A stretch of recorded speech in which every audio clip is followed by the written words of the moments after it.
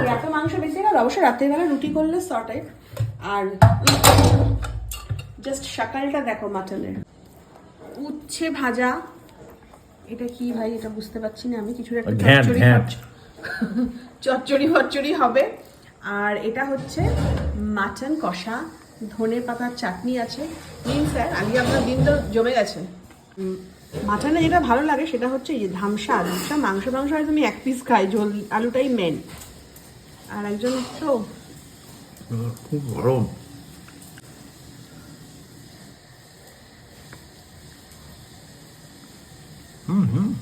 দেখতে দাও,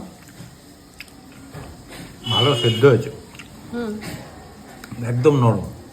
খেতে কেমন হয়েছে? কিছু বলার নেই, ওই যে চাটনি ফাটনি সব দিয়ে, শুধু অভাব স্যালাড। বললাম তো পেঁয়াজ কেটে দেবো। আর কাটতে হবে না, এখন মাংস সামনে, এখন পেঁয়াজ দারুণ দারুণ।